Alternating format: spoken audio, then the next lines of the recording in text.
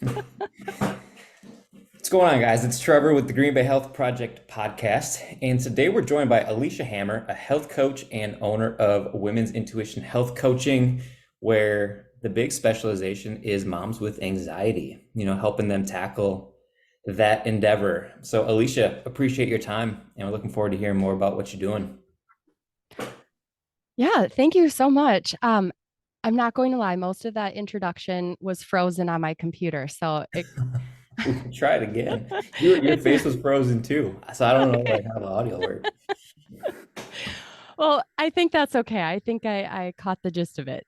So as you said in the beginning, I am a certified holistic health coach. And I am the owner of Women's Intuition Health Coaching LLC, where I support moms with anxiety and stress management so they can feel vibrant, energized, and calm in their bodies. And I was really inspired to create this business because I experienced firsthand the huge gap that we have in our medical system, not only in supporting moms, but in the mental health field as well. So my anxiety really began when I was pregnant with my first baby. And even though I had a home birth and I did everything with the midwife, I didn't find my perfect midwife until I was more than halfway into my pregnancy. Okay. Even though like I knew from the get-go, before I even got pregnant, that's what I wanted to do. Um, I didn't just want to jump to the first midwife I met. So I did experience some of the mainstream, OBGYN care in that first pregnancy. And honestly, from the very first appointment, it really felt like fear was just instilled in me, in my plan, in my pregnancy, and in everything going on. So at that first appointment, I had decided I didn't want to do the first ultrasound. And, it wasn't just the doctors who were trying to like fear me into doing it. It was everyone, even the receptionist. So I went in to check in and she said, okay, a nurse will come out shortly to bring you in for your ultrasound. I said, oh no, I'm not doing that. I'm going to opt out of that. And she was like, well, but what if your baby is dead? Don't you want to know if it's alive in there? Well, what if it's growing somewhere it's not supposed to be? And I was just standing there like, Holy cow. no, I'm good. Like, luckily, Yeah. I stuck to my guns. Like, uh, no, no, I don't want to do this. So, no, like, first of all, that's a decision a doctor and I will make. And actually, that's a decision I make. Like, Mhm. like so, yeah, I mean, right off the bat. And yes, I stuck to my guns. And yes, I knew I didn't want that ultrasound, but the seed had been planted. That Mhm. fear that my baby was actually not alive when I thought it was lived with me my entire pregnancy. My placenta was like on the outside of the uterus. And so every time the baby kicked, the kicks weren't as strong. I didn't feel the baby moving around as much. So it was Mhm. constantly like, oh my God, I'm not feeling these kicks as much.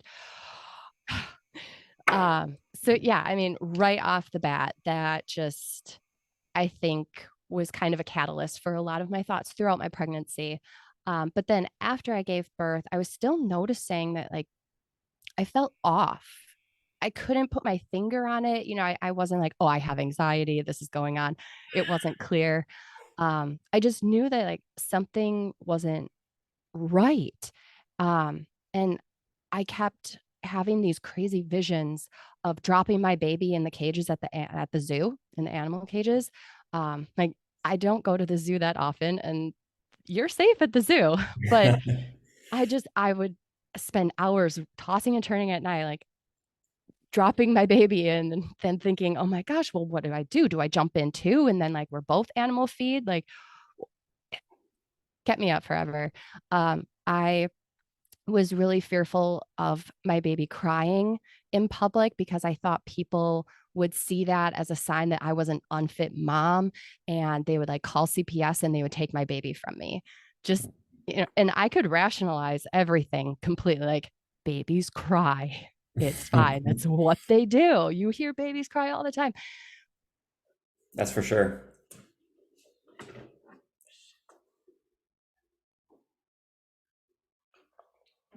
Yep.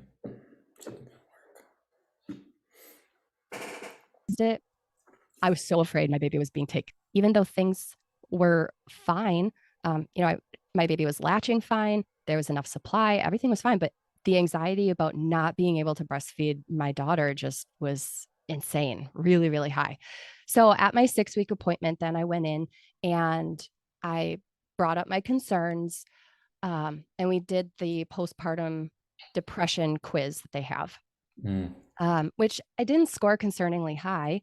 And rightfully so. I didn't have postpartum depression. I wasn't suffering from that. And although it's a very similar thing to anxiety, they are different beasts. Um, so, the quiz wasn't wrong. Like, that wasn't my issue. So basically, I left there. She was born in the spring, and like the rest of the summer, I was just like, well, this is motherhood. Like, people say you change. People say, moms worry, right? Moms are always worried. You're always worried more as a mom. But are you always worried about irrational things? Like, like I always had this thing of I'd be standing too close to an airplane and like the propeller would grab the blanket and my baby would go into the propeller. Like, what? When am I ever standing next to an airplane?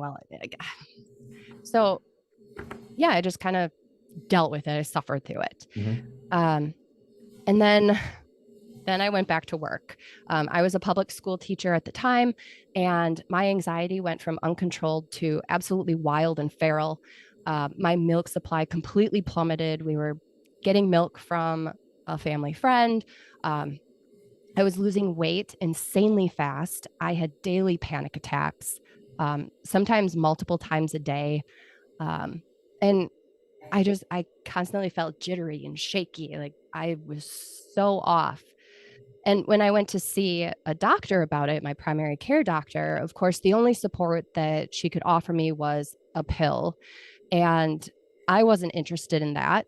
I really truly believed in the power of my body. And I wanted to know how I could heal myself, not just cover it up, Mhm. not just, make it through the day. Like I didn't just want to not die. I wanted to live. Um, and even when I was looking at a lot of the holistic like remedies and supports, it was still like, I could take ashwagandha every day. Well, cool, but I'm just trading one pill for another, a pharmaceutical for an herb. Like I really wanted to be finding something to like things I could actually do, things I could change, things that would support my health and not just be tied to a pill, whether it was a pharmaceutical or not. So then finally, I remember one panic attack in particular, and it was really the turning point for me. I was like shaking in the mirror, trying to put my mascara on, getting it all over the place. And then I started feeling like I couldn't breathe and that like tightness in my chest. It was all very familiar. This was not my first rodeo with it. But this one in particular, I crumbled to the floor. I was laying in a ball, um, just hugging my knees to my chest, crying uncontrollably, thinking, I cannot go on anymore like this. This is not life.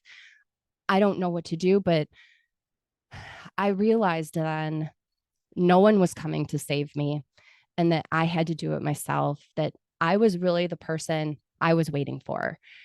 So while it was my lowest point, it was pretty empowering because that's really the mindset you need to be in for true healing is not that someone else is going to do it for you.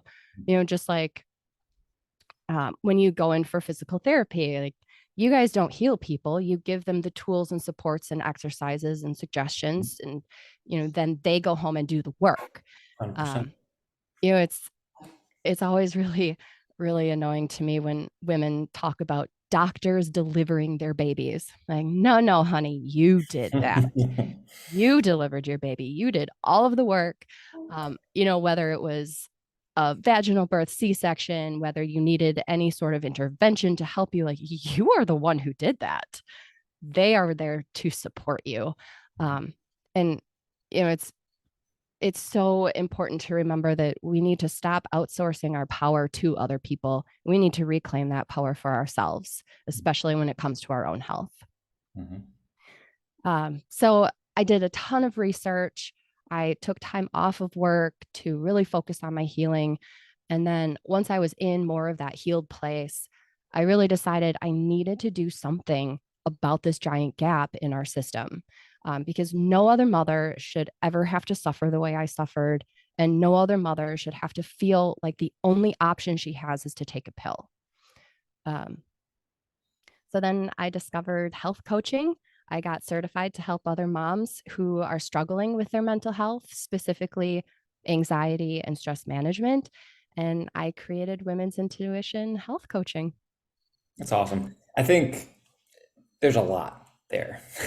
So I appreciate you sharing all of it. Obviously I can't speak to the process of it, but us, Erica going through home birth and then having things kind of not go how it was planned and just seeing everything that she went through and whatnot. Like I can only imagine what goes through your minds like during the process, before it, like kind of leading up to it, afterwards, all of it. So I mean, I've always respected it, but I have such a profound respect. Like it just there's no words that I can say like to credit you guys enough for what that is like. And so like the mental side of it, I know for me it was a lot just seeing it, but like going through it, like I don't kudos to you guys. Thank you. So the uh the other thing is you're kind of taking the experience that you had and what you went through and now turning it around, like you had said, like you don't want other people to have to deal with that, have to go through it, and there is a huge gap. I mean, you're 100% correct with Erica diving more into the pelvic floor world postpartum. We've noticed that too, and it's like what resources are out there for moms, and there's not many outside of the traditional world, which, as you alluded to, not always the best etiquette, not always the best route. Um, so it's awesome what you're doing, and Thank you. it's important. Um, what are I've got a bunch of questions now, but what are some of the I don't want to say questions, I don't want to get go there yet that you hear, but some of the things that moms come to you in the early stages, like what are they looking for? Like what's that first interaction like? Yeah. So most moms who come to me, um, they've tried everything. A lot of them have even tried going on different pharmaceuticals. Like they kind of like what I experienced, they've tried and nothing is working. So I'm kind of like that last step person um, for trying. So a lot of them are to the point where, things have really escalated and, they just can't do it anymore. Um, so that's really kind of the point where most moms reach out to me. Yeah, and I think what you said about kind of being like the guide, the tour guide, like it's an empowering thing to learn how to navigate this type of stuff on your own. Um, but it's important to know like you don't have to do it alone. And that's essentially the role that you're taking as well. Like you want to help people, give them the tools they need and be there for them, be their support, but ultimately the work falls on their shoulders, like our shoulders to get better if we want to. Right, exactly. Yep. Is you have a question? You can ask. She can hear you. What are Go ahead. So I'm curious to know then, working with these moms, what kind of tools do you implement with them? What's the starting process? What is it like working with you? Yeah. So I work one-on-one with clients virtually for right now. The long-term plan is to have a space to welcome a mom into and kind of feel that immediate stress relief, but virtually for now. Mhm. And when I do meet with clients, I dig deep into who they are because our health is about so much more than just diet and exercise. So I really dig into all of the aspects. Creativity, joy, home cooking, home environment, spirituality, sex life, which isn't something I go into right off the bat. We ease into that one. He's into Um, it, yeah, we get comfortable first. right? Uh, Relationships, finances, career, fulfillment and passion in life, your hobbies. Never underestimate the power of hobbies. Like moms sacrifice their hobbies so often. And then, if they do get back into their hobbies, they feel so much guilt. They feel that mom guilt of like, oh my gosh, I should be with my kids, but doing this is fun for me. Um, that idea of like, I need a break, but a break from what? Like this little human who I love more than anything else in the entire world. Like, oh my goodness. Anyway, um, hobbies are great. Um, movement, lifestyle, all of the routines in your day, habits, you name it. I dig deep into it, which is why each of my clients has a very personalized care plan because everyone is so different. So I do have kind of a general path, right, for my program, but just because on one day we're talking about a certain topic doesn't mean that's what we have to do for that day because you're going to be different than the next person I talk to. I absolutely do not believe in the whole one size fits all or even the one size fits most idea. It's all completely personalized. So then each time we meet, we celebrate the successes from the last 2 weeks. And then I dig some more.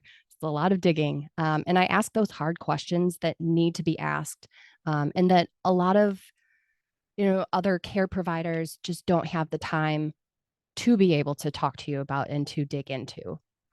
And then from there, we formulate goals.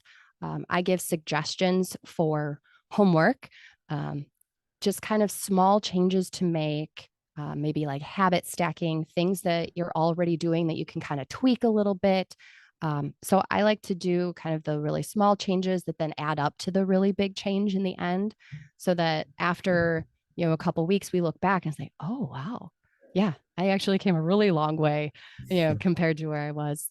Um, and I like to make sure that I make suggestions. Like whatever I bring up to you, you do not have to do it because you know your body better than anyone else, whether they have certain letters after their name or they wear a white coat or anyone. Like you know your body best. So, if we're talking through and I make suggestions, I always go through the pros and cons of everything. And if it just really truly doesn't fit your lifestyle, or your beliefs, then we move on to other things because there are so many other things that we could try. There is no one singular path to healing. Um, so then, if you do want to implement something, I'm there to help you figure out the small paths, how it actually fits into your life. I won't just be like, you have to cut this out cold turkey, or, you have to do an all or nothing. Either you do this every single day or you're not going to heal, right? It's helping everyone find that balance too of like, okay, yeah, we're making these changes, but it's okay to fall off that wagon. Like just get back on, and I'm there to help you and support you in doing that. So that's kind of how I really primarily work with my clients.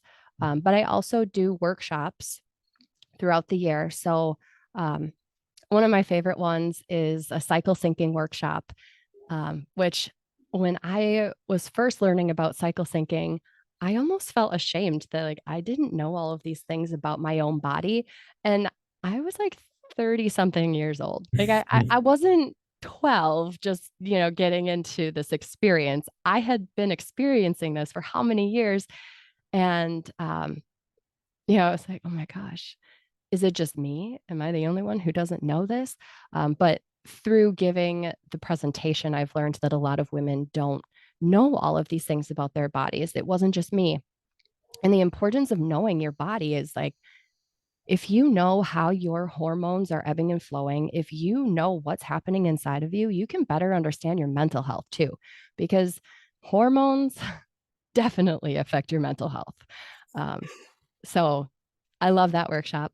I've also done a toxic load workshop, which again, we are bombarded with all of these different toxins in our world that are directly affecting our mental health.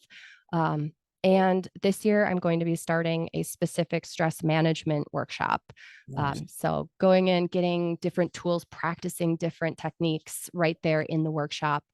And you can get all of that information for all of these different workshops, really through my social media, is where I share that information. So Instagram and Facebook, women's intuition underscore health coaching. And that's really where I'll be advertising for all of those. Yeah, and we'll be sure to include all of that for easy access for people to click uh, Awesome. Thank so you. they can find it right away. Erica wrote down some more things. Oh my gosh, I just everything you just said, I connected with, and I love what you're doing. But that whole like going back to what you said about mom guilt, I never realized, during pregnancy, I was like, I told Trevor, I was like, I gotta make sure I stick to my hobbies, I gotta stick to my workouts, I gotta stick to X, Y, and Z because I knew it was important to keep my identity that way. And then as soon as baby was born, it was like, well, maybe I can sacrifice just this one day to make sure that he's taken care of. I feel like I'm here for him, like I'm his supply for food right now, so I need to be there. So I feel like that's probably one of the Mhm. biggest hurdle is probably to take those actionable steps, and the suggestions that you make is like, how do you overcome like that mom guilt and almost like reframing your thoughts of, no, it's still, because once I go, say, when I go do play hockey, okay, now I feel really good that I'm doing something for myself, and I know that he's being taken care of at the same time too. Exactly. I started switching that mindset of mommy just needs a break to mommy needs to reconnect to herself. And Totally like that. in just that little mindset shift, the guilt just like melted away. Of like, I'm not doing this because I need a break from you. I'm doing this because I've taken a break from myself and I need to get back to her. I love that. I love that. And also, the cycle syncing. I know, in like mainstream media right now, there's a lot on trying to do different types of workouts based on your cycle. Yep. But I think there's a lot to be said with trying to create your schedule, like your tasks and things like that around your cycle. And this is something that I'm a little bit more new to as well, but you alluded to, like if you are feeling really energized and productive and creative, like you need to make sure that you're doing those types of tasks at your job during that time frame of where those hormones peak. And then if, Yep. the times that you're feeling really shitty and low, like you need to take more time for yourself maybe and figure out what strategies you need then too. Is Yep. that kind of along the lines that you go through in your workshops? 100%. Yep. Absolutely. Yeah. Your energy levels, your social abilities during those different times. I mean, it's amazing how much our cycles really affect us. I think it's like definitely underutilized for sure. I think we're all very quick to find that magic pill or that one magic strategy that needs to be implemented for everyone, right? But it Yep. does vary quite a bit, and I think that's the biggest thing. Yeah. You mentioned earlier that um, you noticed that your milk supply started dwindling when anxiety was peaking. So, do you know, is there any research behind any of that? Do you find that just with your experience and expertise, like that is very common, or what do you think? Yeah. I mean, I can't reference any studies, but from talking to other moms and other like lactation consultants and things, just in conversation, like stress absolutely affects your milk supply. It makes sense, right? Yeah, yeah. But the weird thing too is like, even though I couldn't pump at work, when I would get home, there was nowhere else I would rather be than nursing her because it just made me feel so calm, and I knew she was drinking too. Like she was still, you can hear them drinking, you can hear them swallowing, and like it just, so it's like a super stressful thing, but also one of the most wonderful calming activities I could have done during the time. I feel like that can be a little bit of a catch-22 too, because I know some moms that struggle a lot with nursing and pumping and their milk supply, and especially in the beginning, that it does increase your anxiety and your stress around it too, and then therefore affecting your milk supply. So what kind of like strategies would you recommend to a mom that's going through something like that? Yeah. Oh boy. I mean, there would be so many different things that you could do. I mean, besides like working with other different professionals just so that you can like rationalize like, okay, no, things are fine. Um, but I do have different like teas for anxiety, especially postpartum, and various just stress management tools, just being able to calm yourself really, um, to help with that. And that's very individualized too. Right. Yep. Yeah. It's always it depends kind of answer, right? But the awareness is key. If you know that where your thoughts are going, if it's causing more anxiety in a stressful situation and vice versa, then you know like this could be affecting your milk supply too. Uh, Right. I would love to know if there's research on that. I think that would be really cool. It would probably be really hard to study, but it would be really cool to see if there's anything out there on that. Right. My other question for you is, what about people? Do you notice there's a connection between people that do struggle with anxiety even before pregnancy and what that is like, during pregnancy and postpartum? Yes. And there are statistics on it. I don't have the number in my head at the moment.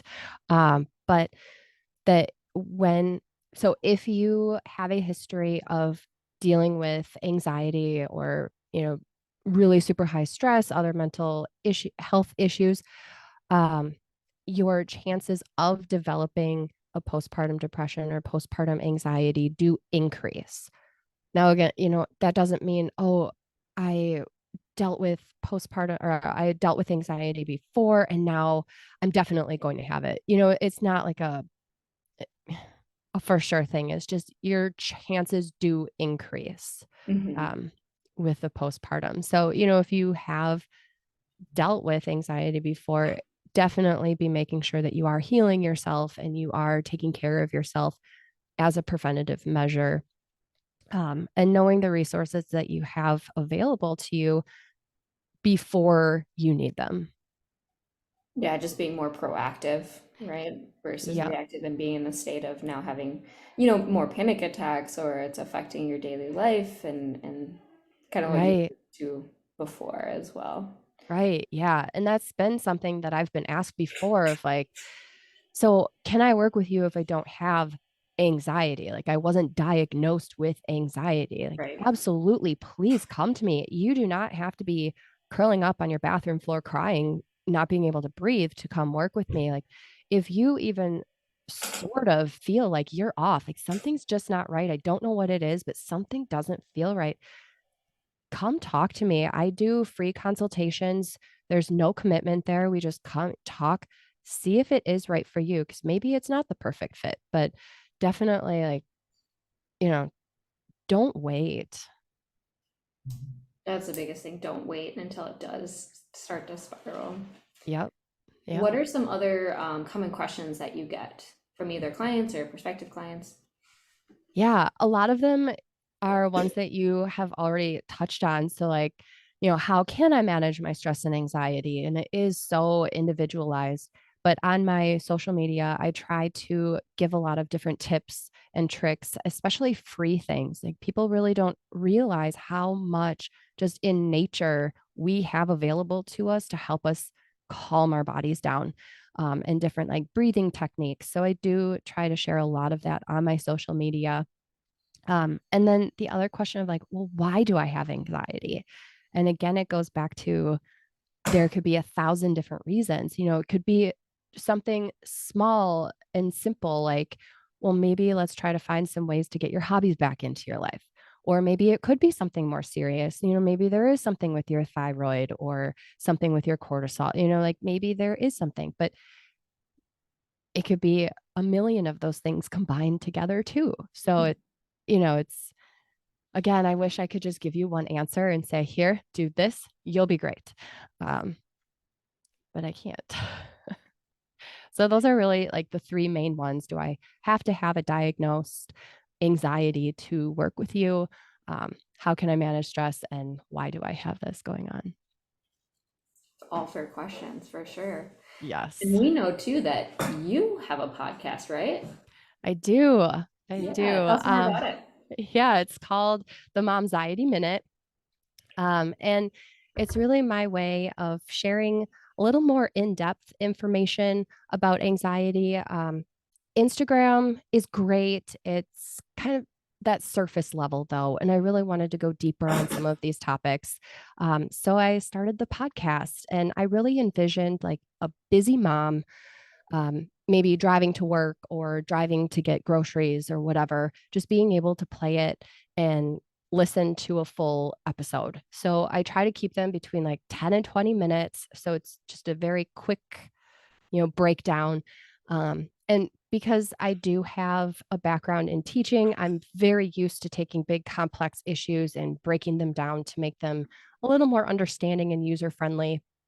So I do try to take some of these bigger ideas like the HPA axis dysfunction or the gut brain connection and just break it down. I do share personal life stories to try to keep it a little more light and funny. Hopefully, people think it's funny. I think it's funny. um, but yeah, I just want people to understand, and you don't have to know the nitty gritty details of exactly what's going on in your body, but it's really helpful to have a basic understanding, at least, of why these different things are making you feel the way that you are. And yeah, it can be streamed on the Apple Podcasts or Spotify, Amazon, and Google. Awesome. I just looked you up and subscribed because that's exactly when I listen to podcasts, is driving in the car or if I'm going for a walk or something. So good time to get all your information in. It really is. Yes. And I was finding like I would be driving somewhere and have to stop. I would listen to like 2 hour long podcasts or episodes, and then I'd come back to it and think, wait, oh yeah, they talked about X, Y, and Z. And like I'd have to try, to work my mom brain of, okay, where am I here? I get that for sure. Do you have any questions for Alycia? I don't think so. I know we're running um, a little low on time, but and we had some ending questions. I'm not even going to ask you those because I do want people to know how they can reach you and contact you. You already alluded to the social media channels, which we will link to for sure. Uh, but what's the best way for them to get into contact with you? Is it Instagram or Facebook or website? What do you prefer? What works best? Yeah, they all work great. So um, I am on social media often. I have noticed though, like I'll I'll get alerted to messages that were sent like days prior. Um, so email is probably going to be the best route. Alycia.hammer@gmail.com. And then also my website is really awesome, and uh, or I should say, an awesome way to reach me. Um, my Your email is website also, is awesome. I looked at it. It's thank awesome. you. Thank you. So, yeah, that is another great way to reach me too. And you can check out more about what health coaching is. I know it's um, a lot of people just don't really understand what it is quite yet. So, if you still have questions about that, there is a whole page on there about what health coaching is. And yeah, just a lot more information on the website too. Perfect. Is there anything else you want people to know before we get booted out? I appreciate you, first of all, adapting. We had a Oh, little technical issues and we're on a yeah. time constraint now, but anything else you want us to know or want people to know? Yeah, I think just really the biggest takeaway for health in general is what I had kind of touched on earlier is like, don't wait to get support. You do not need to wait until you are crumbling and your life is like going to pieces. If you think something's off, get help, get support, and don't just settle for any support. Get the support that you want, demand the support that you actually need. That's a perfect way to Well end. said. That's yeah, that just wrapped it all up. That's Thank you. awesome. Well, Alicia, we appreciate you taking the time and being adaptable. Yeah, thank you so Tough much. thing I to am do, so grateful that you guys reached out and gave me this opportunity to say my story and to hopefully reach out to more women in the community. And for sure. I'm really grateful for that. Thank you. Yeah. Oh, yeah. Absolutely. I mean, happy to do it. And there's anything else we can do, we will definitely send people your way. Thank And you. then just for everybody that's still listening, I'll link to everything that Alycia kind of noted to, website, social media, or free resources, and we'll talk with you all next time.